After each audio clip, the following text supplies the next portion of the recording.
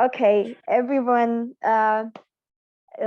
Julia, it's a pleasure to be with you and to share space with you. I will introduce you to everyone.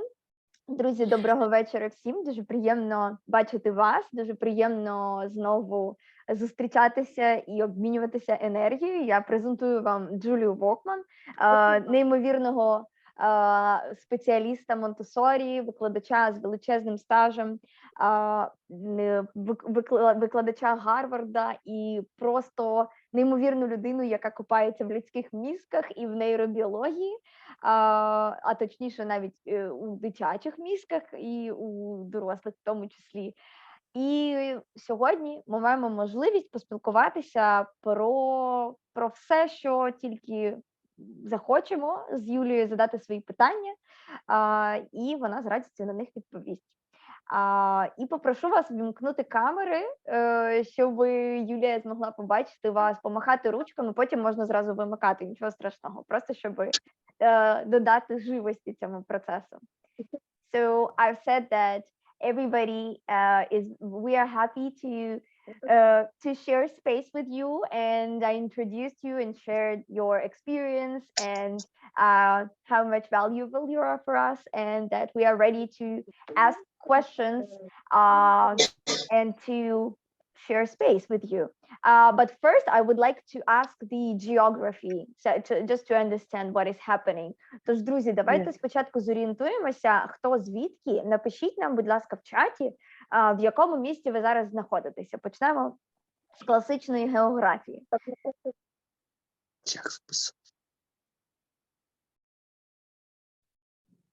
Let's check it out.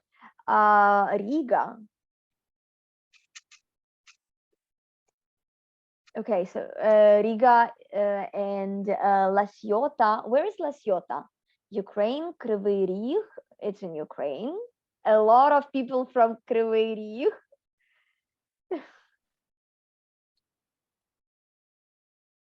Which part of Ukraine is Kryvyi Rih? Kryvyi Rih is very close to the area where all the active war is happening right now. It's on the east-south. Oh, wow. La Ciotta is in France. Thank you, Ox. Дякую, Оксана. Torres Vedras, Portugal. Ukraine. Yulia is in Kyiv. We know that.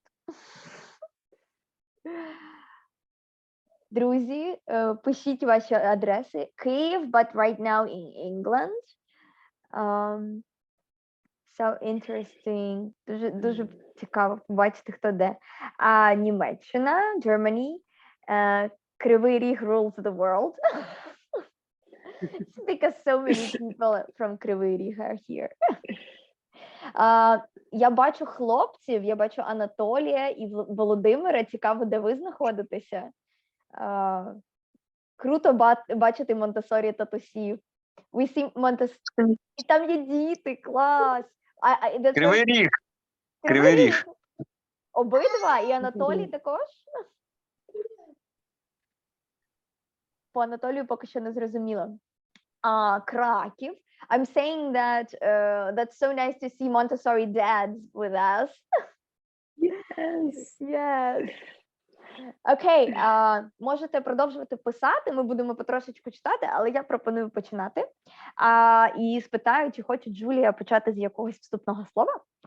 Julia, people will continue to write down their cities, and we will read them out loud. But I think it's time to start. And I wanted to ask you if you would like to share something like the first word, or if you have anything special to say in the beginning. Yeah, the most important thing I think there is to say is that you guys are all extraordinary, and your children are lucky to have you. You're trying to do the work of helping your children reach their potential in the midst of incredible adversity. And yeah, that's the most important thing. You guys are the most important thing. And I'm so grateful to get to know each of you. Thank you. Джулія каже про те, що найбільш важливе, що вона хоче сказати, що почати це те, що ми всі неймовірні, і те, що ми намагаємося зробити зараз, допомагати дітям бути присутніми, дізнаватися щось нове, зробити їхнє життя кращим. Це неймовірно, і вона дуже щаслива ділити з нами простір, і для неї це честь також бути знайомими з нами і допомагати нам. Thank you. Yeah, but if you want me to say something about the brain, I can say that too. You can say something about the brain, of course. Let's start with some, Okay. Spiciness, Yes. and then Something people will spicy. and people will come out with questions. Почнемо тепер Джулія поділиться чимось про мозок, щоб ми змогли почати розмову. So the key thing about the brain is that it gets more efficient at anything it does repeatedly. So I'll go slowly, Anna, so you can pause each little piece. You can translate each little piece, okay? Thank you. Отже, найважливіше, що ми маємо знати про мозок, це те, що він... Can you repeat? I'm sorry, I was so excited. Yes, the brain gets more efficient at anything it does repeatedly. So more efficient at anything it does repeatedly. Отже, мозок стає більш розвивається і має можливість розвинутися краще саме в тих речах, які він постійно повторює. Right. So that includes what you physically do, but it also includes what you think. Це включає як фізичну активність, все, що ми робимо руками, ногами, так і те, про що ми думаємо.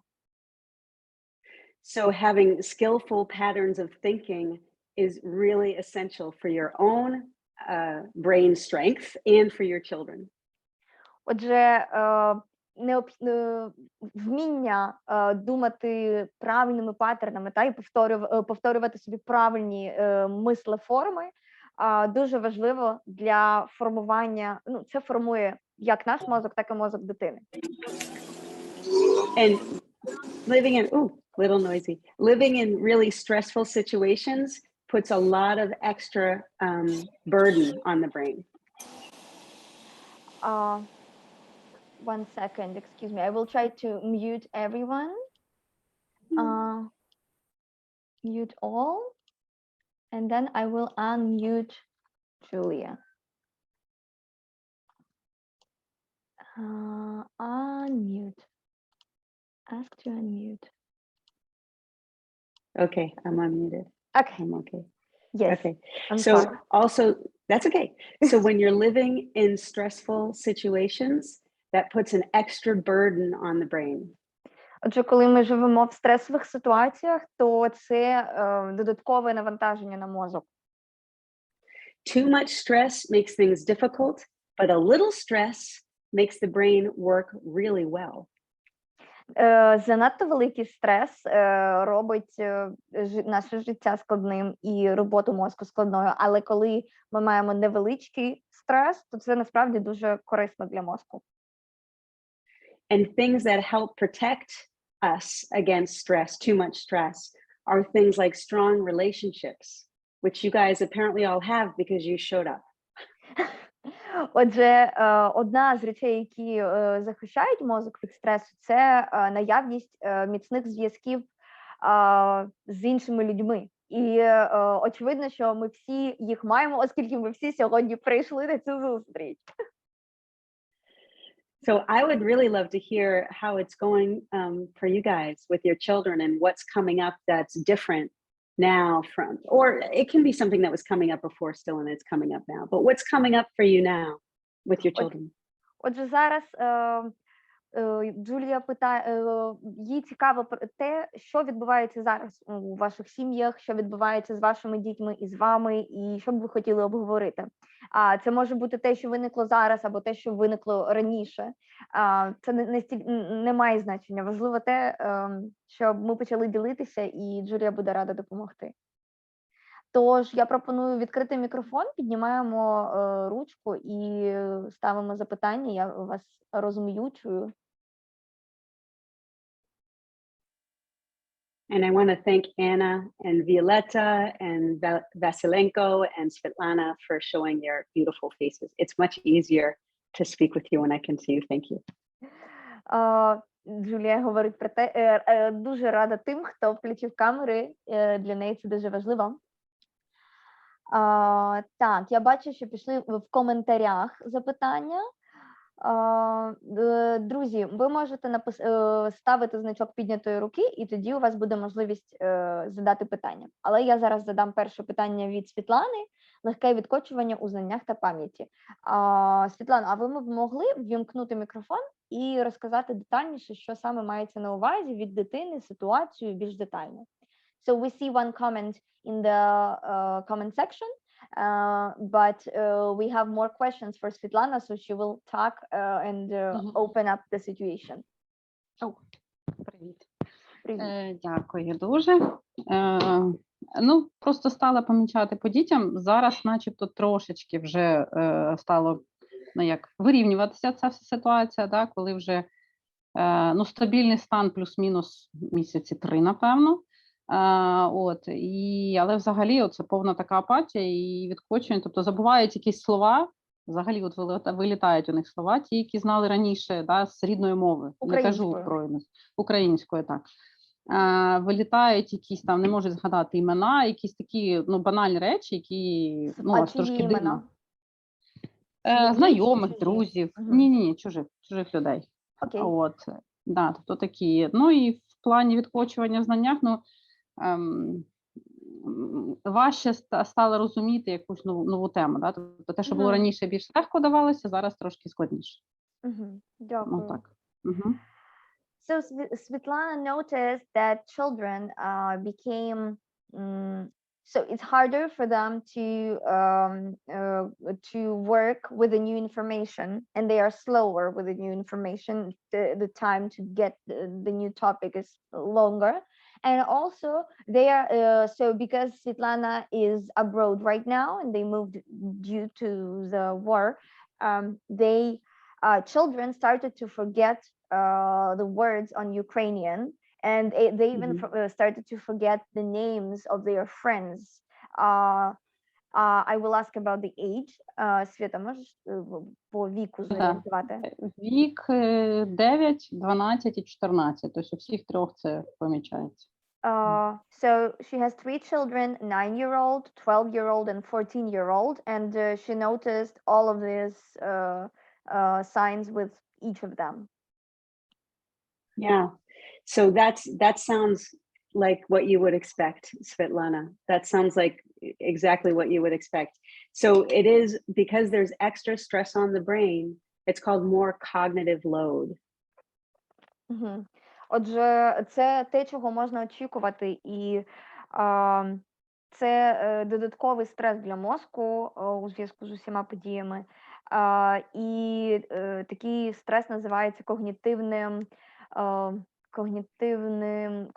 затримкою, cognitive load. Cognitive load, cognitive burden, there's a totally more cognitive work that has to be done. There's more work that has to be done. Отже, це когнітивне таке перенавантаження, коли мозку потрібно більше часу на обробку інформації, на роботу з будь-якою інформацією. Це нормальний стан за таких умов. Yeah. So it's expected that things are going to take longer for them to learn. It's more because there's just so much more that they have to process.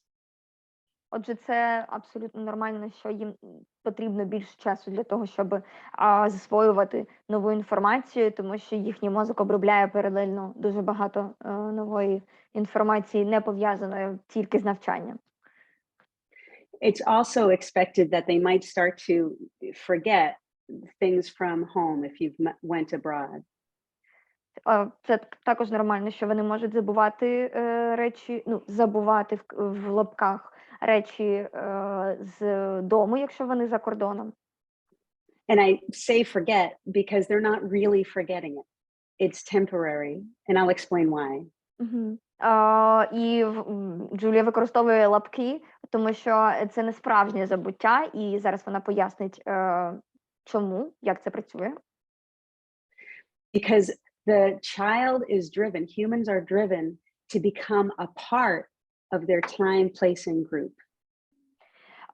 Діти, вони керуються внутрішнім бажанням бути в моменті і бути частиною групи і частиною того середовища, в якому вони знаходяться. And so biologically, they want to connect with who is around them now. Вже біологічно вони хочуть бути пов'язаними і взаємодіяти з тими, хто зараз, в даний момент, навколо них. Especially for children of your ages, where they're very interested in their peers and in their friend groups. They're trying to be a part of their friends' culture. Отже, особливо в тому віці, який мають Світланині діти, підлітковий вік, коли діти намагаються бути частиною групи і бути частиною середовища з своїх однолітків, своїх друзів і максимально з ними конектитися. When you go back to Ukraine, they will immediately come back to remembering and being connected with their Ukrainians, okay? And you will be back. It's going to be over. You guys are going to win. Джулія каже про те, що як тільки вони повернуться в Україну, така сама ситуація відбудеться, вони знову законектяться зі своїми друзями, всі пам'ять повернеться, вони все згадають, і вони знову будуть чіплятися за своє оточення, і вона наголошує на тому, що це обов'язково відбудеться, ми переможемо, і все буде добре. Відповіли. Does that answer the question? Yes, it answers the question. Okay, I see the raised hand from Olesya, and the next one will be Katerina, and then I will ask the question. Someone shared in a comment that parents also shared the same, parents from the school also shared the same situation in the school today, and children are 4-year-old. So we hope, Ira, that you will share this information with those parents so they can also use it.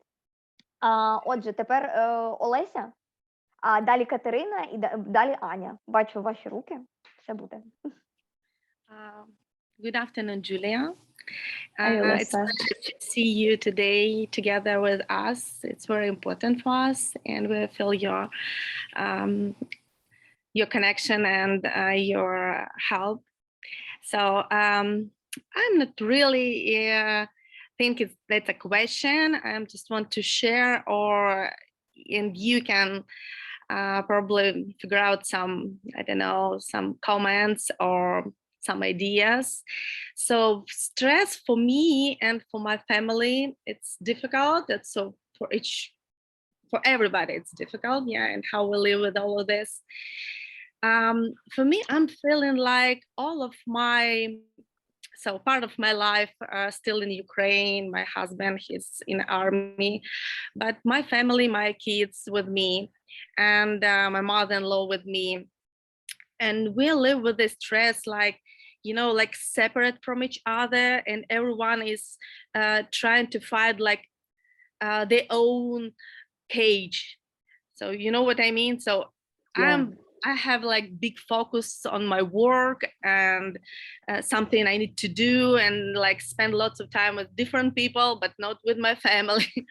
So the same has with my kids.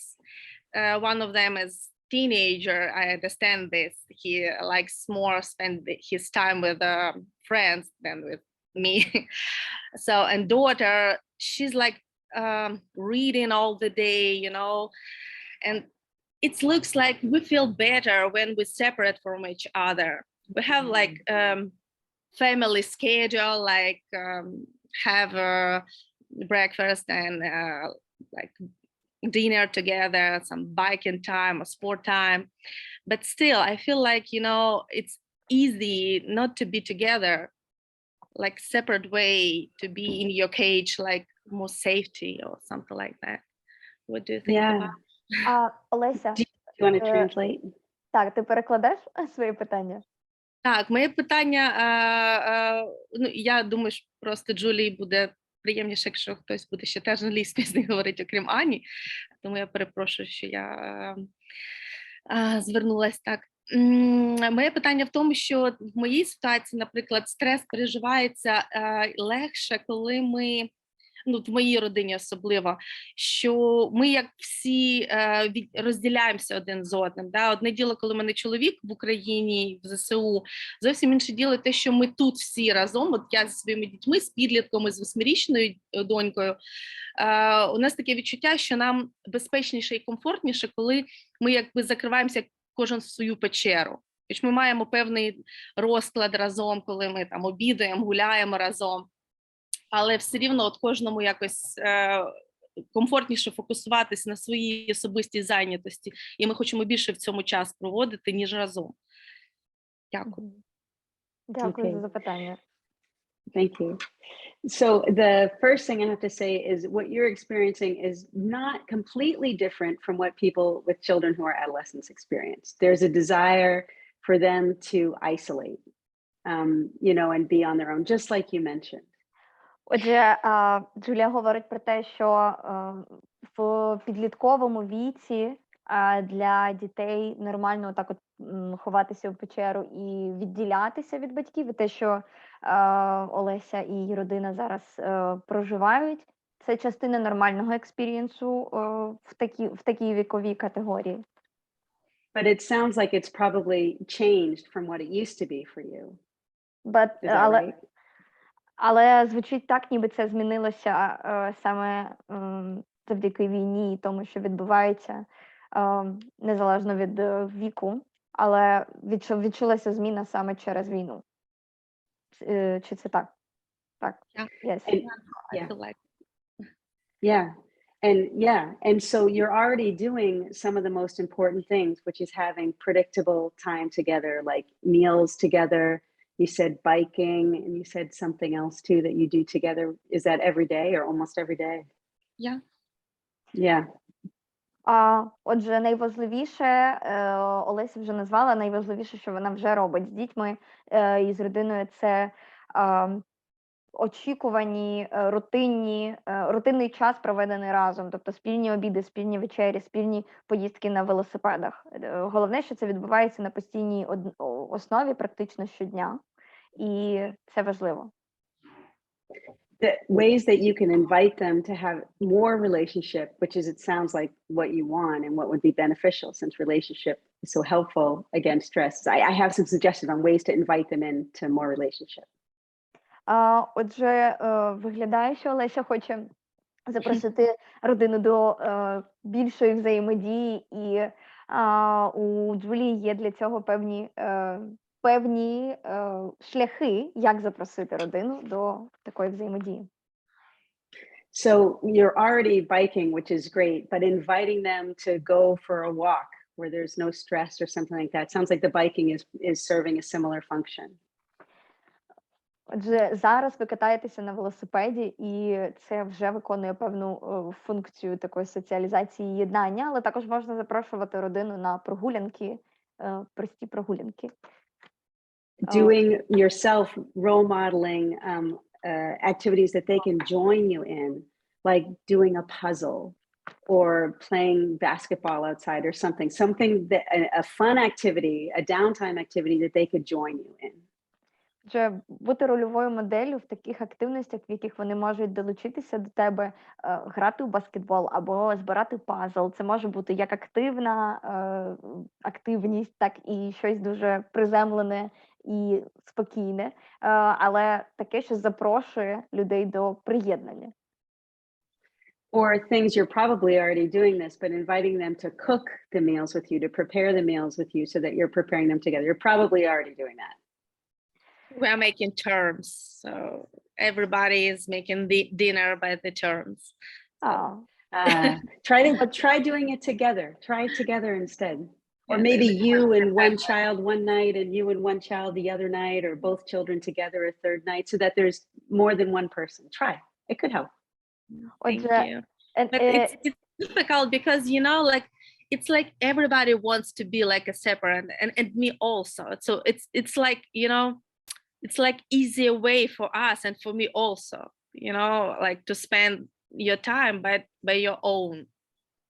So it's Can I hard to translate? do this first step also, like, you know, it's like stressful period. Отже, Yeah. Юлія запропонувала готувати. Можна також як одну з активностей зробити спільне куховаріння, спільне приготування вечері або обіду. Не обов'язково всім разом, можна подвоє, щоб діти вдвох готували, або Леся по черзі з кожною дитиною. А Леся ділиться тим, що вона відчуває, що кожному із них легше бути самому по собі. І в цьому її основне спостереження. Yeah, and it's normal that you all feel that way, Alessa, because the brain has so much to process. And when you add in, okay, I'm also gonna deal with my mom, or I'm gonna deal with my sister, you know, it's like the brain's like, no, I'm not. It's too much, right? Yeah.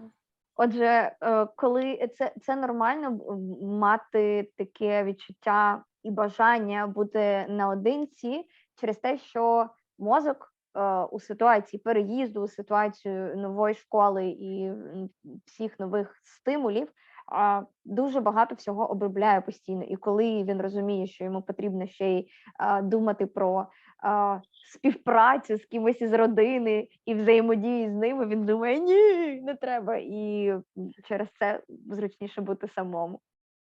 Yeah. So the key is there's two things. First of all, we need that time.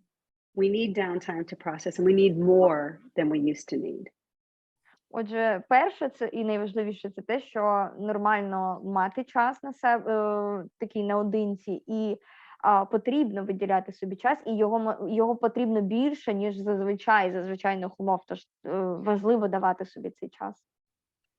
And that's a part of our brain, a network called the default mode network, and it's a part that needs to be active to keep us settled and balanced.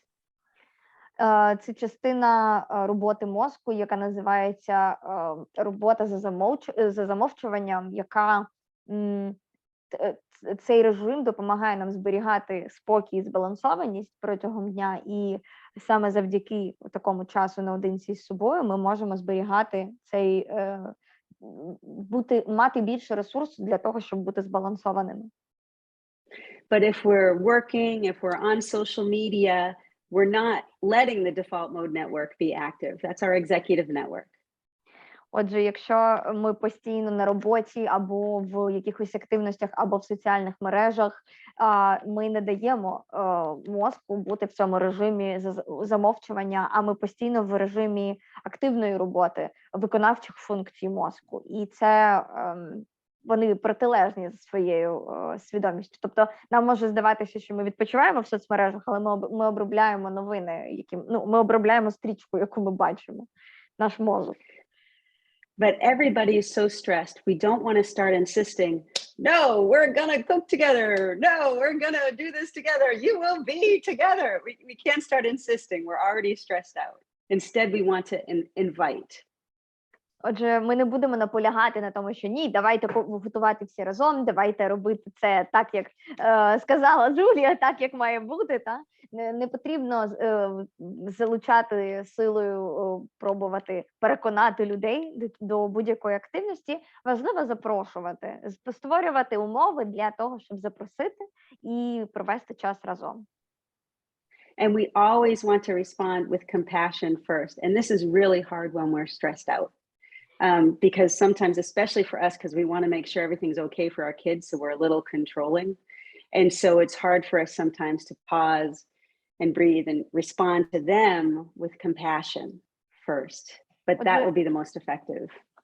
Отже, дуже важливо відповідати на в будь-якій ситуації з дітьми, реагувати і відповідати через співчуття, не в сенсі того, що співчуття, що вони вдарилися і ми їм співчуваємо, а співчуття. Тобто, коли ми відчуваємо їхні потреби і відчуваємо їхню емоцію і звертаємося до них із повагою до цієї емоції. Але це буває дуже складно, коли ми знаходимося в стресі або коли у нас постійно працює мозок у виконавчому режимі.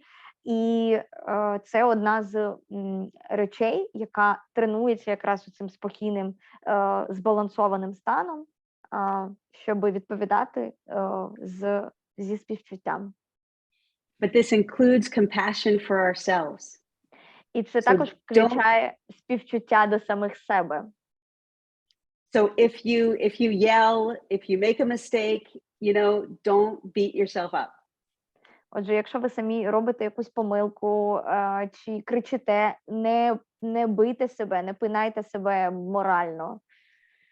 Yeah, just notice it, admit that you made a mistake to your child. Admit, apologize, and just it's okay for you to make mistakes and to admit it. Отже, в таких ситуаціях можна просто визнати, що ви зробили помилку, вибачитися. Це нормально робити помилки, це нормально вибачатися. Ми просто приймаємо факти і йдемо далі. І не накручуємо. And if you absolutely need to be alone, go be alone. Don't be a jerk to your alone instead. But if you have it in yourself to try and build relationship, then try to invite them to join you in something that you're doing. Отже, якщо ви відчуваєте, що ви хочете побути на самоті, то будьте на самоті. Не потрібно витягувати з себе бажання об'єднувати родину. В такий момент треба прислухатися до себе. І в якийсь момент бажання об'єднуватися прийде, але важливо прислухатися до себе і бути зі співчуттям ставитися як до себе, так і до оточуючих. And I'll just, one more point is that the brain does get more efficient at anything we do repeatedly. So while we're isolating ourselves, we're creating new habits. Отже, ще раз наголошує Джулія на тому, що коли мозок стає продуктивнішим і прогресивнішим в тому, що він постійно повторює. Якщо ми постійно залишаємося наодинці, то він формує таку звичку. So because they're habits, it will be harder. We'll have to make more effort to change to a new pattern. Отже, чим більше ми будемо залишатися на самоті і бути в такому, чим більше будемо посилювати цю звичку, чим природніше вона ставатиме, тим важче буде змінювати потім її. Did that help at all, Alessa? Допомогло? Yeah, so it's like, you know, like meaning from other ways, because I'm just feeling like I'm a mother, I should do something, you know, like, thank you. Yeah, be patient with yourself and with your children. We're trying, and that's the most important thing, is to keep trying. Yeah, thank you. Будьте побажання для всіх, думаю, будьте терплячими з собою, будьте терплячими зі своїми родинами, не картайте себе, ми всі стараємося бути хорошими батьками, достатньо хорошими батьками, і не потрібно себе картати. Катерина, наступне питання. Доброго дня. У мене питання стосовно розвитку мозку, коли дитина вчить більше мов.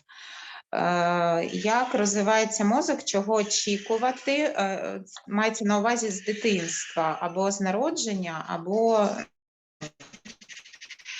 або мої спостереження, що діти починають відставати в розвитку, бо мова забирає багато енергії. Дослідження кажуть, що це круто, коли дитина вчить декілька мов з народження, але я спостерігаю, що у дітей можуть виникати якісь проблеми з комунікацією, також проблеми в розвитку взагалі. І у мене питання, як же все ж таки мозок розвивається, чи це класно, чи ні, бо зараз дуже багато дітей поїхали, моя донька в 1,5 роки вчить мову з нуля. Уточніть, будь ласка, які мови ви зараз, щоб більш прикладно було? У нас зараз, ми почали вивчати, в мене дитина почала з російською, бо ми в сім'ї розмовляємо російською, і норвезька. Угу. І як чого очікувати? Тобто, це для дитини теж стрес, так? І вона нічого не розуміє. Вона півдня чує одну мову, півдня іншу. Чи буде вона пізніше розмовляти? Бо я знаю, що якщо дитина вчить декілька мов, вона пізніше в неї запуск мовлення. Чи це може забирати, ну, якби енергію з інших частин розвитку? Мгм.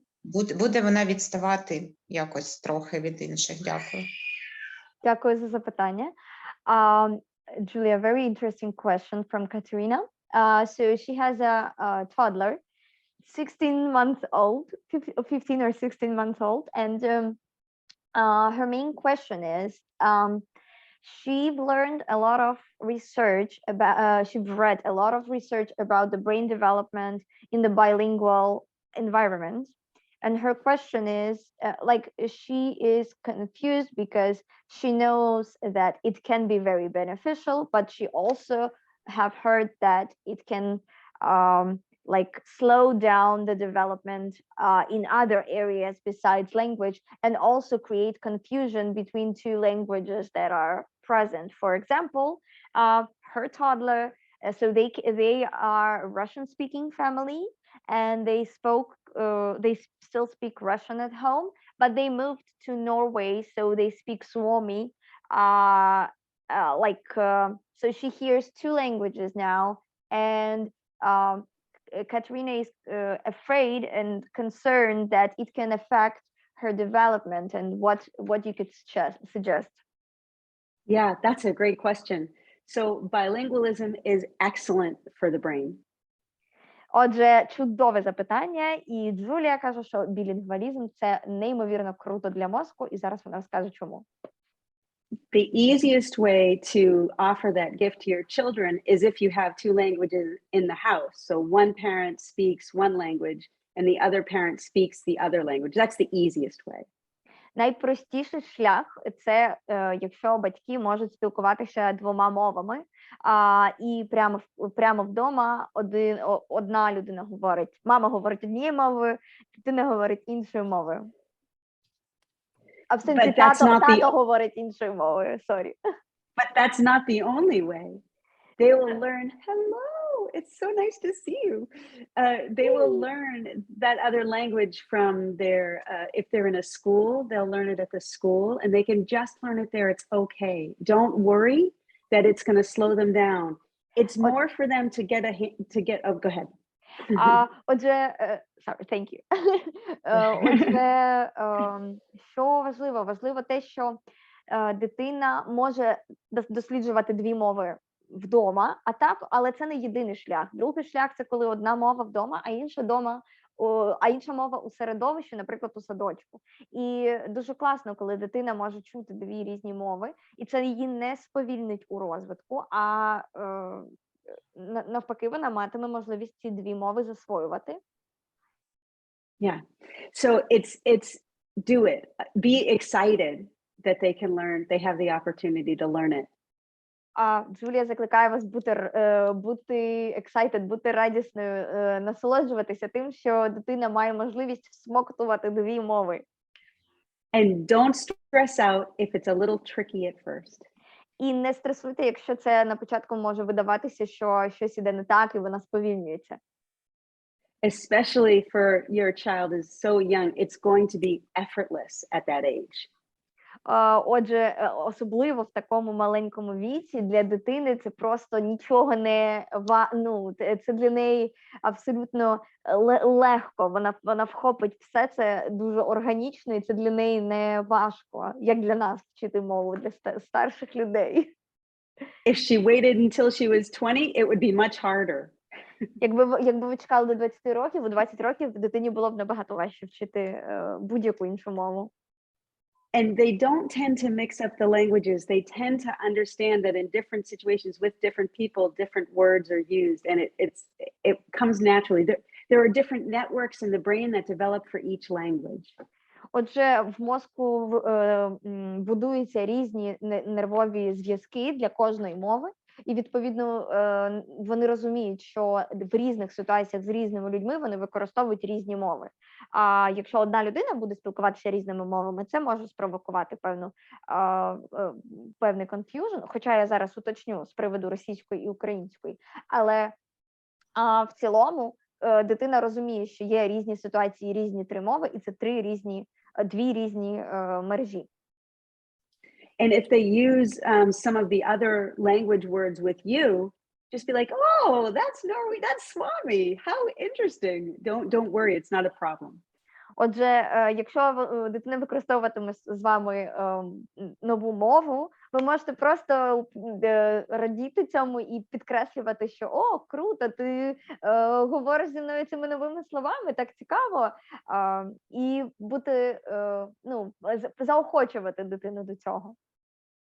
But for the toddler, the most important thing is strong relationships and predictable routines. If you have that, really everything else will come together. Для тодлера найважливіше – це мати чіткі рутини і повторюваність у діях і тому, що відбувається щодня. Якщо є ця основа, то все решта буде добре, немає сенсу переживати, все інше зачепиться і буде розвиватися як треба. And at that age, they're never trying to do something wrong or trying to be mischievous. В цьому віці вони намагаються зробити щось не так, щось спеціально робити, якісь щось плутати між собою, так? They're trying to do what's right based on what they've seen in the world. Вони намагаються робити те, що є правильним, базуючись на тому, що вони бачать в оточуючому середовищі. So sometimes we see what we think is bad behavior from them, but it's just them trying to figure out what right behavior is. Отже, в такому віці ми можемо бачити, і нам буде здаватися, що вони роблять щось погане, але насправді це просто шлях для них, вони намагаються визначити, чи воно добре, чи воно погане, вони намагаються визначити критерії і зрозуміти, як поводитися в цій ситуації. Katerina, is there something specific that you want to ask about that you've seen with your child with the Swami and Russian? Чи є щось конкретне, що ви б хотіли уточнити, спитати, що вас турбує? Те, що ви бачили, і ви б хотіли, можливо, уточнити? З досвіду моїх знайомих просто діти пізніше на цих двох мовах починають говорити. Там не в 2,5-3 роки, а нормально там в 4-5. Просто пізніше, бо декілька мов. І можуть бути проблеми з комунікацією, бо якщо дитина не дуже гарно говорить, то в садочку їй може бути важко, бо вона не може висловлювати, наприклад, свої думки на якійсь мові. Це таке теж може бути. І там було запитання, хтось запитав, якщо 4 мови, там у когось 4 мови, то... Я зараз уточню, я бачила. Так. Катерина... Це нормально, якщо пізніше трошки дитина розмовляє, тобто не переживати. У дитини є слова, вона почала короткі речення казати на російській тільки мові, тобто вона розвивається нормально. Якщо вона заговорить пізніше, чим однолітки, це нормально буде?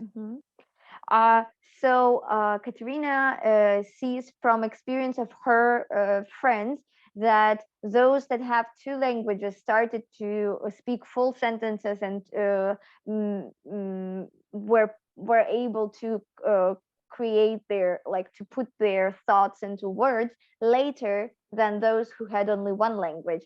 And she's asking if it's normal and if it's okay for the child to, for example, he already speaks short sentences on Russian, but she's afraid that he might slow down with Russian and Suomi because there are 2 of them. Yeah, that's a great question. So yes, sometimes when children are learning more than 1 language at once, they will be a little slower in expressing themselves skillfully in 1 language. But this is not a problem. Once they get to that point, they have all of the languages at once. На початку може бути спостерігається така штука, що дитина трошки повільніше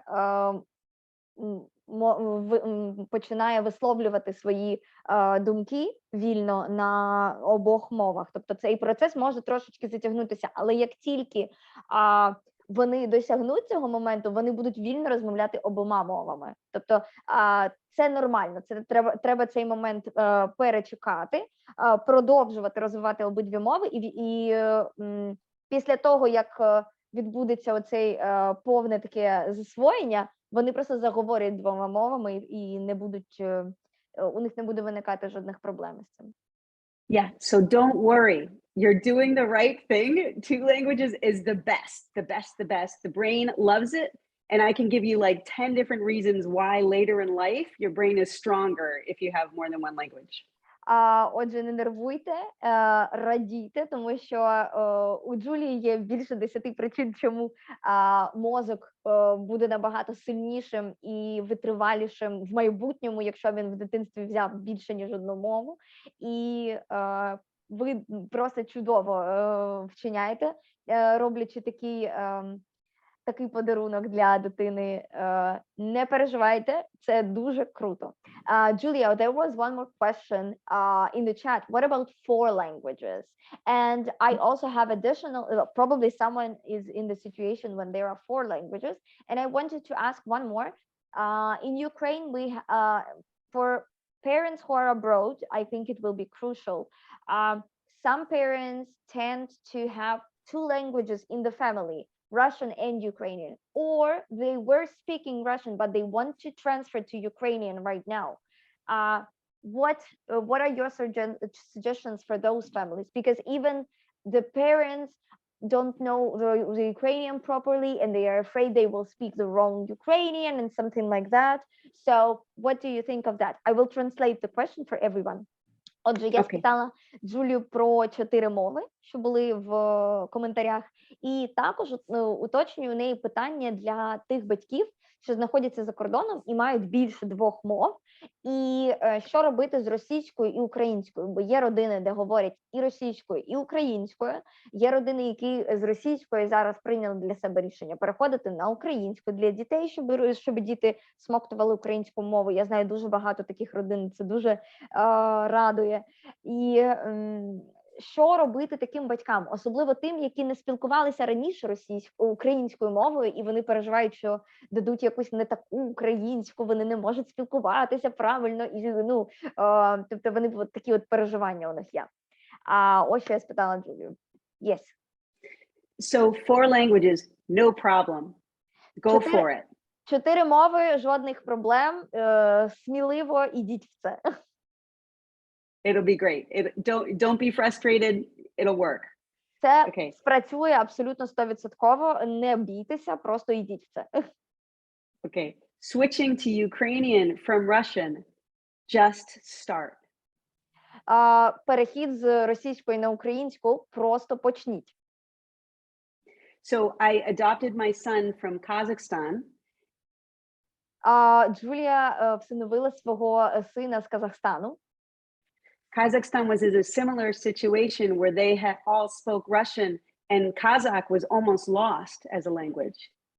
Казахстан досі у схожій ситуації, коли дуже багато людей говорять російською, і казахська мова практично зникла. But as a community, the people agreed that Kazakh was the language they needed to use. Але спільнота спільно прийняла рішення, що казахський язик, казахська мова – це та мова, яку вони хочуть використовувати. And they just started where they were. Отже, вони просто почали, навіть ті, хто ніколи до цього не говорив, вони просто почали. So they did the best they could. They spoke the Kazakh they knew, and when they didn't, they spoke Russian. Отже, вони просто говорили такою казахською, якою могли говорити, і коли вони зовсім не могли підібрати слів, вони переходили на російську. And they asked each other for help when they didn't know the Kazakh words. І коли вони не знали казахських слів, то вони просто просили один одного про допомогу з перекладом. They also had a lot of the media was being presented in Kazakh, so that was another opportunity for them to be immersed in their native language.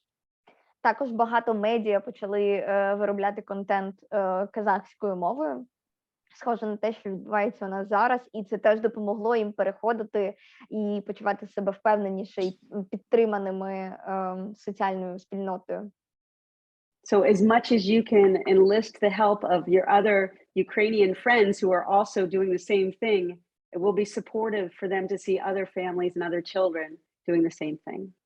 Отже, навіть якщо ви за кордоном, ви завжди можете звернутися до інших українських сімей, спробувати піти у цей досвід разом, підтримувати один одного, і таким чином вам буде легше відчувати підтримку і рухатися легше у цьому шляху. And the children will be more or less angry with you based on how old they are. І діти будуть менш роздратовані, залежно від їхнього віку, але вони будуть почуватися безпечніше. They may say like, just speak Russian. They may get, upset or frustrated. Отже, спочатку вони можуть просто бути роздратовані, злі, казати, ти можеш розмовляти російською, якось так це може виглядати на початку. Don't give up. Не здавайтеся. Stick with it, but have fun with it. Try to make it a fun thing and not a stressful thing. Do you know what I mean? Be like, yes, but we're learning Ukrainian, just like our friends. And, okay? Отже, будьте серйозними, будьте наполегливими, але зробіть це також веселим, не робіть це чимось складним і таким надто серйозним, особливо для дітей. Тобто, так, це складно, але ми вчимо українську так само, як наші друзі, так само, як наші сусіди, і намагайтеся подавати це весело і легко, і це допоможе. Does that answer the question? Is there more to follow up on in that? А чи є ще запитання з приводу мовного питання? I think it answered the question. I just wanted to share a little bit about languages. Anya, I will ask you also to repeat yourself on Ukrainian afterwards, and I will turn on the light for myself. Okay, good. I have the situation when actually we use 4 languages. That was the question from me. Because before we were speaking Russian, but we live in Germany. And our child was born in Germany in a Russian-speaking environment. And later, we decided to switch to Ukrainian. And I was a little bit concerned about this switch because when the child was a newborn, we were using Russian, but also she could hear speaking as Ukrainian because some of our friends speak Ukrainian, so she could hear, and some of our relatives. But when we were out of the home, she was in German environment. And also we have English-speaking friends. So when we meet friends, sometimes we speak Ukrainian, sometimes we speak Russian, sometimes we speak German and English. Oh my God. And I didn't want to shock her and to switch to Ukrainian at all at once, because I thought it can be too stressful. And we decided that first we will read books. So we were using Ukrainian books, and she could hear us speaking Ukrainian. So it was not something like very new for her. And then we decided when we go outside, we switch to Ukrainian. At home, we continue to speak Russian. When we go outside, we speak Ukrainian. So, and when she was 2, I think, she started to use first Russian words and then Ukrainian. Like when we were speaking Ukrainian to her, she was answering with Ukrainian words. And later, like 1 month ago, she went to kindergarten where she has English and German. And wow. And she's doing fine. She also I was concerned about it because in kindergarten, she could not really understand what teachers want from her. First week I was translating everything, she feels totally okay with Ukrainian and Russian. She's totally fine, but English and German, she could not handle like 2 new languages. But after 3 weeks in kindergarten, she came home and said 2 German words. Yeah.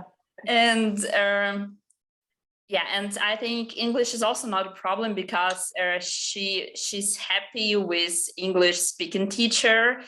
And yeah, sometimes I speak English at home or with friends and she's totally fine. But when somebody speaks a different language to her, it is still confusing. Yeah, so that's just my experience. Yeah. Can you translate it? Oh, yeah. Так, це коротко. Так, я хотіла поділитися своєю історією. Ми в родині розмовляли російською мовою. От коли народилася дитина, але ми проживаємо в Німеччині наразі. Коли народилася дитина, ми продовжили розмовляти російською, але дитина нас чула, що ми розмовляємо ще й німецькою поза домом. Ми розмовляємо англійською з друзями і також українською з родичами і з іншими друзями. Тобто дитина чула всі 4 мови з народження. Коли ми захотіли перейти на українську, то я подумала, що це може бути занадто стресово для дитини. І тому ми вирішили робити це поступово. І ми такі собі придумали правила, що коли ми виходимо з хати, то ми розмовляємо українською. От, і вдома ми розмовляємо російською, на вулиці українською. Через деякий час дитина звикла до того, і от коли доньці було 2 роки, вона почала використовувати українські слова і відповідати нам українською. Навіть коли інколи ми говорили російською, то дитина відповідала українською. Якісь дуже прості, короткі слова. Потім місяць тому дитина пішла в садочок, де тільки німецька і англійська. Так, і я переживала з цього приводу, тому що 2 незрозумілі мови, і дійсно дитині було трошки важко спочатку адаптуватися, і вона не могла зрозуміти, що відбувається, чому там розмовляють однією мовою, тут іншою. Але все-таки от через декілька тижнів відвідування садочку дитина прийшла з 3 новими німецькими словами. От англійську вона чує постійно, але коли хтось до неї розмовляє англійською, то ну, це так, трошки ще дивно. Але це працює. От, і тут якраз було навіть от ці 2 питання в моєму одному, що ми хотіли і перейти з російської на українську, і в той же час у нас було ще 2 іноземні мови. Так що, але дитина от 2,5 роки, да, майже 2,5, і дитина розмовляє українською, російською, от, ну і декілька слів поки що німецькою. Дякую. І питання, да, чи це окей, або це перенавантаження? Задати це питання? Yeah, actually my question was if 4 languages like okay, or it's like too much, or and also the question if we did right that when we decided to transfer to Ukrainian, that we did like outside Ukrainian, inside Russian. So that is actually. Those are great questions. So first of all, 4 languages not too much. Don't worry. Okay. There are many ways. Саме перше, що 4 мови це не забагато, не переживайте. There's more than one way to effectively introduce other languages. Існує дуже багато способів, щоб представити нову мову дитині. One way is the way that you did it, to have it based on context. Перший шлях – це те, що зробила Аня, це представити мову через якийсь контекст. Another way is to have one parent speak one language and the other parent speak the second language. Інший шлях – це коли один parent, батько говорить однією мовою, мати говорить іншою мовою. For a third or fourth language, it's helpful if they're going to a school, for example, like your child, to teach them a few words about like necessary phrases, like the bathroom and lunch. Для третю, четверту мову класно вчити, коли є навчальне середовище, школа або садочок, і класно підготувати дитину і навчити її якимось важливим фразам на цій мові, тобто як піти в туалет, як попити водички, я голодний, мені сумно, якісь такі речі. And also, if the staff is willing to teach the teachers a few phrases in your language.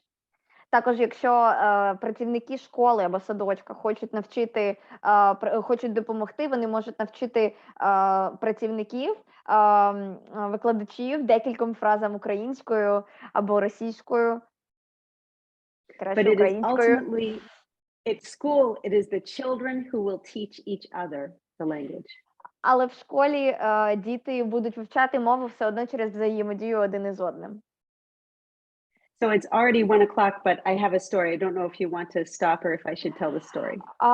I think we should continue because, чи всім ок продовжити, тому що ми вже провели цю годину, вона пролетіла, і Юлія питає, чи можемо ми продовжити. Всі за. Everybody is silent, so everybody wants you to continue. Okay, well, here's a quick story and then we can do more questions. So when I was teaching, I've taught several children who didn't speak any English, and they came into the classroom and one child cried all day. Отже, у неї є історія для нас. Одного разу вона прийшла в клас, і була дитина, що плакала цілий день. For 3 days. 3 дні. How old was the child? He was 5. 5-річна дитина плакала 3 дні підряд. Yeah, I learned a few phrases in Mandarin. I knew them, and I taught my daughter who was in the class those phrases. Отже, це була китайська дитина, і вона, очевидно, що плакала через нове середовище і мову. І вона, Джулія навчила мандарину, декільком фразам на мандарині, вона навчилася ним і навчила your daughter, you said your daughter. Yes, my daughter was in my class with me, yeah. Отже, дочка Джулії була з нею в одному класі, викладала. І вона навчила дочку цим декільком фразам на мандарині. And one day, the boy Timothy and my daughter were sitting at the same table. І одного разу цей хлопчик з Китаю і дочка Джулії сиділи за одним столом. And my daughter said the Chinese phrases to her. She said, "Ni hao ma." І дочка Джулії спитала у Тіма китайською "Ні хао ма", що значить "як справи?" And the boy said, "Ni hao ma." І він повторив фразу китайською. And she said, "Well, hanga." І вона продовжила з ним розмовляти. And he said, "Well, hanga." Ну, і він повторив за нею. She said, "Don't copy me." Вона сказала, не повторюй за мною. And he Англійською. said, "Don't copy me." І він сказав, не повторюй за мною англійською. And the whole class went silent and we stared at him because we said, "Timothy, you just spoke English." І всі на нього витріщилися і сказали, Тімоті, ти не говорив англійською. Smiled and we all got up and we had a parade around the class. Timothy speaks English. Timothy speaks English. І вони почали всі ходити навколо нього хороводом і співати Тімоті говорить англійською, Тімоті говорить англійською. Everything was easy after that. І після того все було дуже легко зі спілкуванням і його перехоплення в англійської. So it's the children, really, it's relationship in the children that teach each other. Отже, це про стосунки, про те, як діти між собою вчать мову. Неважливо, яка мова це. That's why we need the mixed age group. That's why we need these Montessori classrooms with different ages in the classes. Це одна з причин, чому нам потрібні змішані класи Монтессорі, де діти різного віку можуть між собою обмінюватися досвідом. This Okay, is so I hope that beautiful. helps. Isn't that a great story? Чудова історія, дуже класна. I want to ask a question from the chat. We had a question there, and I wanted to ask you. I wanted to translate it for you. How to adapt parents of children that are going to the Montessori in kindergarten in Ukraine during the war? Can you be more specific? I want to find the person that asked this question to be more specific. Отже, це було питання від юзера, але я зараз не бачу, тут є Zoom юзер. Якщо це були ви, то чи можете ви уточнити своє запитання?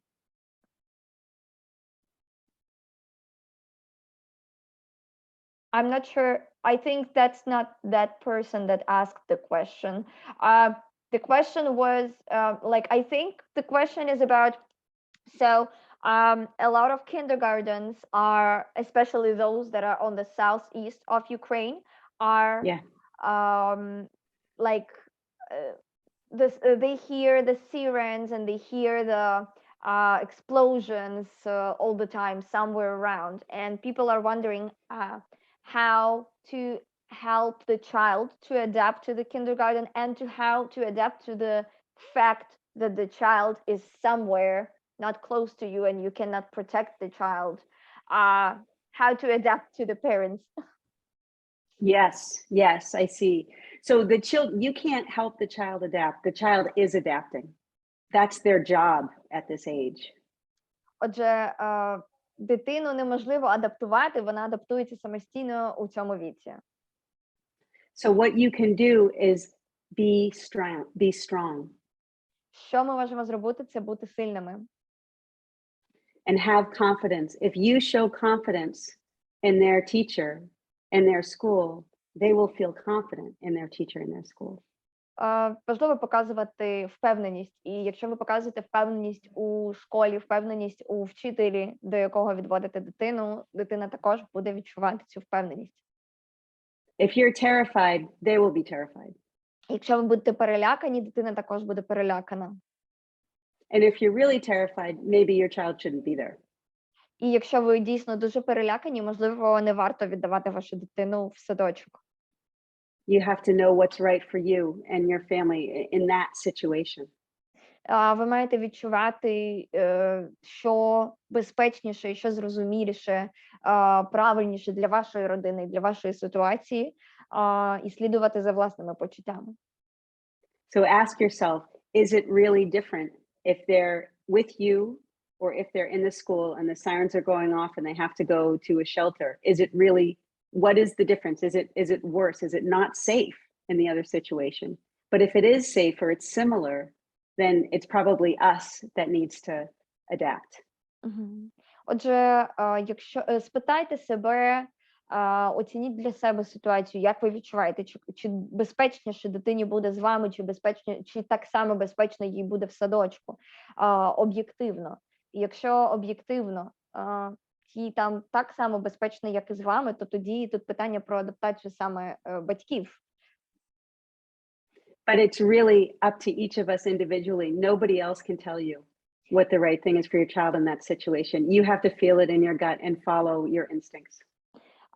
Але ніхто не може прийняти за вас це рішення, і ніхто не може вказувати вам, як вчиняти в цій ситуації, і вам потрібно слідувати за власними відчуттями, за власними інстинктами, якщо хочете, і тільки ви можете приймати це рішення, зважаючи на свої якісь внутрішні відчуття.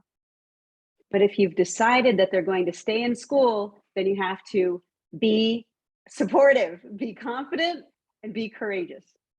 Але якщо ви прийняли рішення, що ви хочете, щоб дитина відвідувала школу, ви маєте бути спокійними, ви маєте бути сміливими, впевненими в цьому і просто йти в цей досвід. The good news is that the brain in children can't really tell a fake smile from a real smile until around age 6. Корисна річ в тому, що дитина не може відрізнити штучну посмішку від справжньої посмішки до віку приблизно 6 років. So in English we say fake it till you make it. So you might have to fake it, but they might not tell that you're faking it. Отже, є приказка fake it till you make it, тобто прикидайся, поки це не стане частиною тебе, і важливо, це одне з того, що варто зробити, якщо ви прийняли рішення відправити дитину в садочок, то імітуйте впевненість і спокій, і потім він прийде до вас. Does that answer the question, Anna? I think so. As we don't have the person who asked that question, I think, I hope it will help. I have a very small question. Can I see the person who is hiding on the nick iPhone Tirana? I'm very curious who is from Tirana because I used to work there, and I'm wondering, is it someone from my work or one of the parents from my work? So if you see us, if you hear us, you can also text to the chat. Who are you? I'm super curious. And I see the hand from Anna Nikolaenko. Who is that? And Anna Nikolaenko, what's your question? Давайте ваше запитання. Yeah, it's me. Hi. Hello. Hello. Okay. Yeah. I will try to be fast. So my question is, I have a son, he is 5 years old, and he joined the Montessori kindergarten since he was 1 and 8 years old.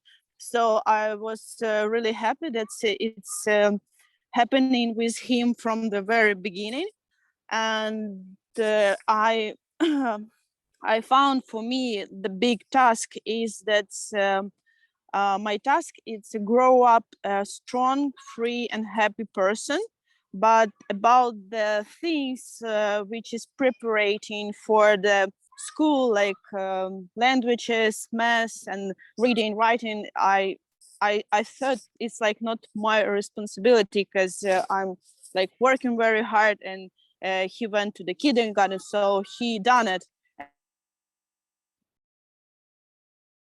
And they have all the son, the worst start, we move out, and now it's what I have to do because next year it's a school, and I can't like say to him just sit and write or sit and read because I don't have this special Montessori space and tools as I mentioned, and I don't want to push on him, and I don't want to like to be very strict. So my question is, what is the soft way, or what is the interesting can I give to him to start do what he doesn't want to do?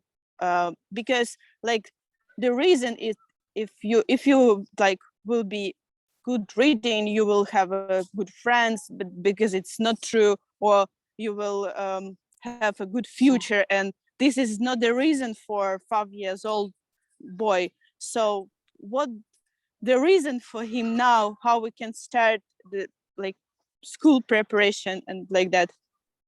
Thank you. Ань, а можна попросити тебе перекласти питання для всіх? Так, я розповідаю, що мій син ходить в Монтессорі, як він був 1,8, і тобто я не переживала за його якби підготовку до взрослого життя, до школи і так далі. Моя задача була як мати просто побудувати таку вільну і щасливу лічність, тобто особистість, так. І цими всякими штуками, типу читання і математики, я цим не заморачувалась, тому що в мене немає спеціальних цих Монтессорі штук класних для цього. Просто сказати сідай і читай, так це не працює. Я не хочу його штовхати до цього якось примусово, тому що я не хочу щоб була якась відраза до вивчення, до школи і до всього. Ну, і тобто я питаю, яке таке м'яке рішення, як його заінтересувати, тому що таке, коротше кажучи, що сказати, що ти будеш багатий, але або будеш гарну роботу мати, то для нього це не причина починати читати. Ось, то яка причина для 5-річної людини починати з удовольствием читати або писати? Ось. Дякую за запитання і за переклад. Okay. Okay, we're Thank ready you, to Anna. hear That's the an excellent answer. question. Okay. Okay.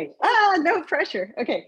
So first of all, he's been in Montessori school, and it's a good school. So you know they're doing the basic work that they're supposed to be doing in the school, yeah?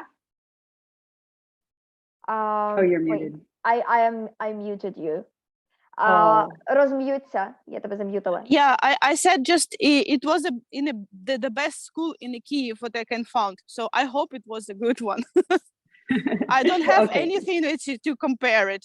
Отже, Джулія спитала, чи якщо дитина ходила в Монтесорі школу, значить вона вже знає, має певні основи того, що таке Монтесорі, розуміється на цьому. І Анна відповіла, що сподівається, що це так, оскільки вона вибирала найкращу школу в Києві.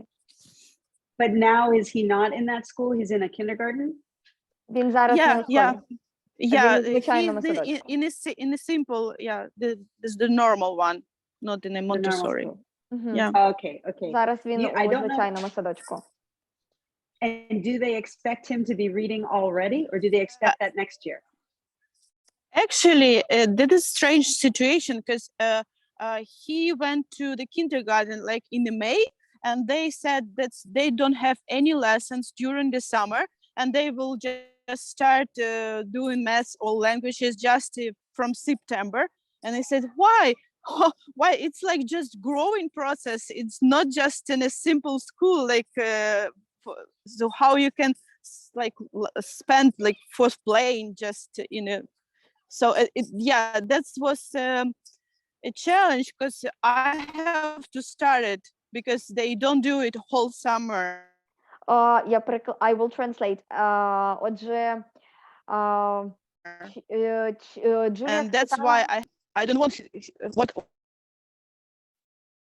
що something is I should do. I don't know.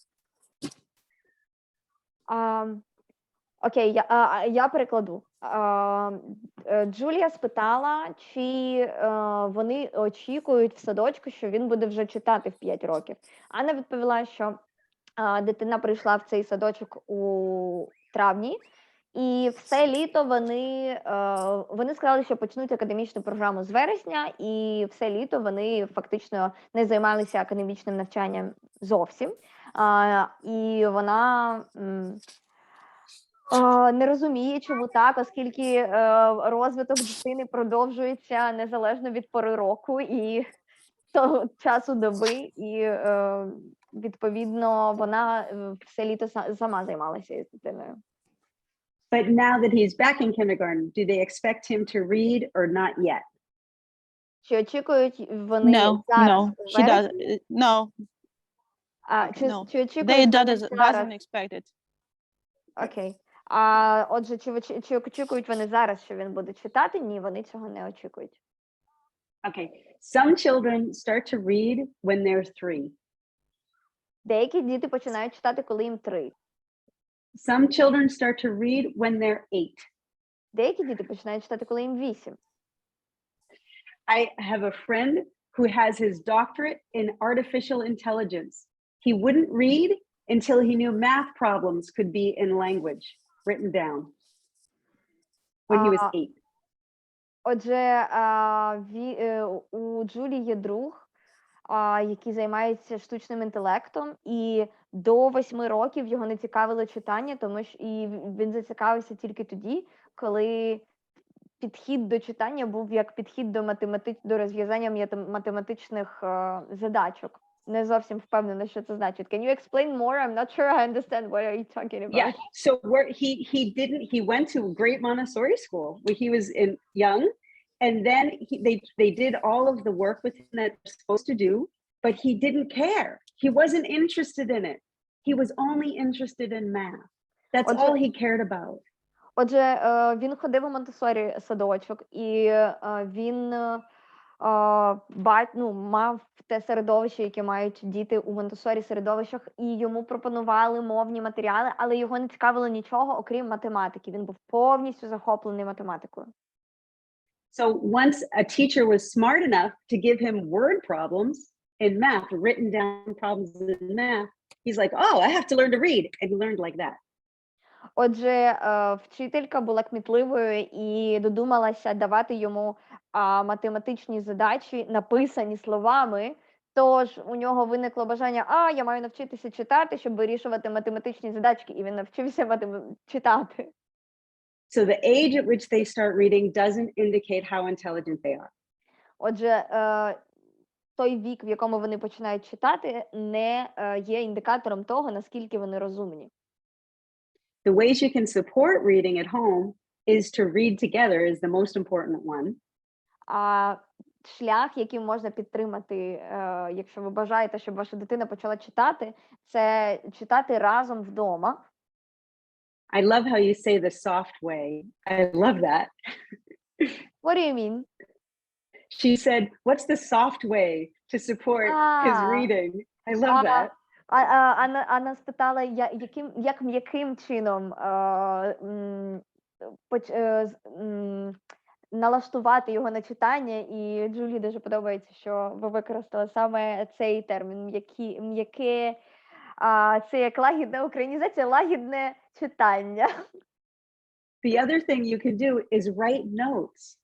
Write notes to him, write notes to anyone in the household. Let him see you handwriting and that giving those notes to people. Інший спосіб – це писати маленькі нотаточки для нього, для інших членів родини, щоб він бачив, як ви пишете рукою, щоб він мав змогу прочитати маленькі нотаточки на пару слів. You can sing you have an alphabet song in Ukrainian or Russian, whichever language you're speaking, right? Ми маємо пісні про алфавіт у нашій мові. Instead of singing the names of the letters, sing the sounds of the letters. Замість назв букв ми співаємо саме звуки букв. Тобто, якщо це буква Б, ми співаємо не Б, а ми співаємо Б. Exactly. So in English we would sing A, B, C, D, E, F, G, but that's the names. Instead sing A, B, C, D, F, G, and the whole song that way. Отже, замість того, щоб співати А, Б, В, Д, Е, Ж, ми співаємо А, Б, В, Г, Д, Е, Ж. Тобто звук, який звучить при вимовлянні букви. And play the sound game or I Spy if you know how to play that, where you have a few things in the room and they get some things and you start and you say, I'm thinking of something in my hand that starts with pencil. Можна грати в шпигуна, це гра, коли ви описуєте будь-який предмет, який знаходиться у вас в руках або в кімнаті. Наприклад, я дивлюся на щось біле, воно зроблене з кераміки, і я п'ю з нього воду, і це чашка. І воно починається на букву Ч. Що це? І дитина таким чином також використовуєте ці звуки, воно починається на такий-то звук, і дитина також називає різні предмети. And then you can say, I'm thinking of something over there that starts with, oh, it's my shoe. І можна починати з того, що знаходиться у вас в руках, далі продовжуємо з тим, що знаходиться десь в кімнаті, або десь в іншій кімнаті, потім розширюємо про площу. So you're trying to help the child hear the sounds in the language, and you can do that with the sound game, but you could also do that through singing. So if you like to sing, or there are songs that you want to sing, just sing together. Отже, важливо дати дитині багато звучання цих звуків мови, І можна давати їх через такі ігри, через проговорювання, а можна давати їх через співи. Тобто все це можна проспівувати або співати будь-які інші пісеньки, які хочеться. And just love language. Try to use delicious, large, elegant words when you speak. І просто покажи свою любов до мови, використовуй красиві, довгі, такі відтіюваті слова, які можуть зацікавити, і які викликають захват, і які приємно проговорювати. This is all indirect preparation to help him when he's ready to read. He got the direct preparation when he was in Montessori school. Це все непряма підготовка до читання, і пряму підготовку він отримав у Монтессорі школі, а це непряма підготовка, яка заохочує його до майбутнього читання. If you want to be more specific, you can show him the letters of the alphabet and say their sounds.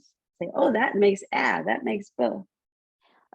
Можна бути ще більш специфічною і разом проглядаючи абетку, чи якщо, наприклад, повісити абетку десь на кухні, чи десь на такому місці, де ви постійно буваєте, проговорювати звуки, які бачите. О, це М, о, це Б, о, це А. Play rhyming games, recite poems. I mean, in English, we love tongue twisters. Do you have tongue twisters in Ukrainian? We have it. Також дуже цікавими є скороговорки. Вчити скороговорки з дитиною, розказувати загадки, рими будь-які дитячі використовувати. Yeah. So anything to make language fun. Пісеньки, будь-що, що зробить мову цікавою і веселою. And then just reading together and, go like this when you read. And that can help. Проводити пальцем по словам, коли читаєте, щоб він міг слідувати за ними. And then he'll probably be fine and start reading anytime now. І він буде в порядку, скоріше за все, почне читати доволі скоро, якщо всі ці заохочення будуть присутні в його житті. Допомогу? Yes, about reading. Yeah, totally, yes. But how about something if he doesn't want to do something else? Doesn't matter, or it's reading, writing, or cleaning, or everything. But how I can push him to start doing these things that it's not like fun what he used to do? Oh, you know, like helping you clean the house or something, or helping do the dishes. Some routine things, but. Отже, що робити, якщо дитина не зацікавлена у будь-якій активній роботі, у навичках практичного життя, у тому, щоб те, до чого він звик у Монтессорі класі, але те, що не викликає у нього захоплення зараз. Yeah? Okay. So, yeah, you just say, oh, that's what we're doing now, and you do it. Отже, це ми кажемо, це те, що ми зараз робимо. Ми витираємо підлогу. Ми це робимо. When they're younger, it's easier. Yeah, when they're younger, it's easier. When they're older, it's harder. So if you get him doing it now, it'll be much easier when he's older. You're still young enough at 5. This is what we're doing. Чим молодші вони, тим простіше ця практика, тому 5 років – це ще достатньо молодий вік, і чим швидше зараз схопити це і почати використовувати, тим простіше буде в майбутньому йому звикнути до таких рутин. Це просто те, що ми зараз робимо. Все. That's really great, Julia. Thank you a lot. You're welcome. I hope it helps. Yeah. Дякуємо. Дякуємо за запитання. Thank you for the answer and for the question. It's great. Good question. Good question. Let me check if we have any other questions. There was one more question related to the language, and I think it's time to slowly finish. So one question was about the languages. Irina shared that she noticed that when toddlers are taking 2 languages, when they're speaking 2 languages, they tend to take words from different languages that sounds easier. So there are like like for example, the word red is simpler on English than on Ukrainian, which is червоний. And so they will use Ukrainian language, but when they need to say червоний, they will say red because it's easier. Is it okay? And do we need to correct the child? Yeah, don't correct. Don't correct. No worries. Correcting is actually really bad for the child. Не виправляємо дитину в таких ситуаціях, це нормально, і виправлення дитини це не для неї не зовсім точніше не корисно. So you can, depending on the situation, if they say red, you could just say, how do you say it in Ukrainian? Червоний. Червоний. If they say red, you could say червоний, and then just move on, right? So they're reinforced with the echo word, hello. Another little kid. So that's, you could just reinforce, or depending on the situation, just let it go because they're getting it. Think about it yourself. It's much easier. You want to start where you are. You want to be successful. And if they can't say that longer word, it's okay that they can say the word that's still accurate. But they're able to do it. Отже, важливо, що вони можуть сказати слово, яке є правильним відповідником, неважливо, якою це мовою. А замість того, щоб поправляти дитину, ми можемо просто відмітити. Наприклад, він сказав, це яблуко red. І ми кажемо йому, так, воно червоне. Тобто ми просто називаємо правильне слово, ми підбадьорюємо його, що так, він сказав правильне слово, а ми не робимо жодного акценту на тому, що він назвав його іншою мовою. Круто, що він знає це слово іншою мовою. Be careful about correction. Будьте дуже обережні з виправленнями. It's very easy to cause a small stress response in the child. Дуже легко викликати стресову реакцію у дитини через виправлення. And Dr. Montessori taught that we don't correct them, we just represent at another time, at a neutral moment.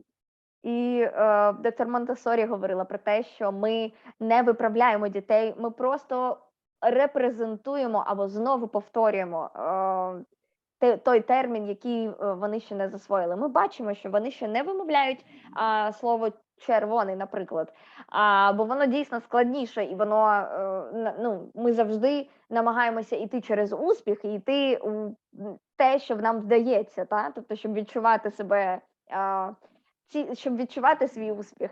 І якщо нам простіше сказати інше слово, ми його скажемо.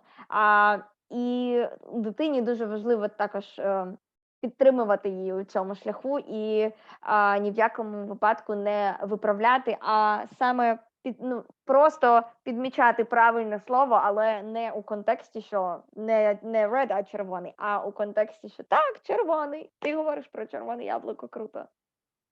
And neuroscience teaches us that the acute stress response means we can't use the front, our executive network. Okay, so when we get stressed out, if somebody corrects us and said you did it wrong, all of a sudden you're not thinking with the best part of your brain, you're just reacting.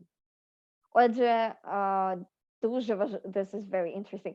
Дуже важлива ремарка від Джулії про те, що коли нас виправляють, і коли ми сказали щось невірно і нас виправили, таким чином це викликає стресову реакцію і вимикає лобну кору мозку, яка відповідає за функціональне мислення, за робоче мислення, когнітивну діяльність.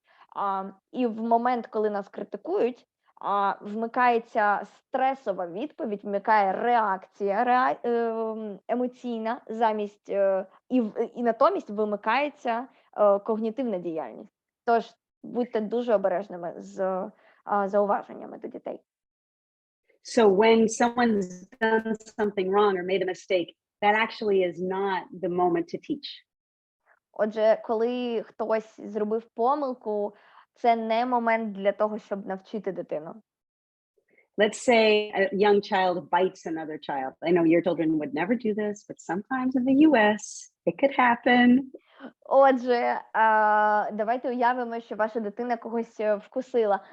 Джулія впевнена, що це не про вашу дитину, і цього ніколи не стається з вашими дітьми, але в Штатах це інколи стається, і я знаю, що це точно стається усюди, включно з тираною. Хто це? The adult says, no, you cannot bite, and moves the child to something else.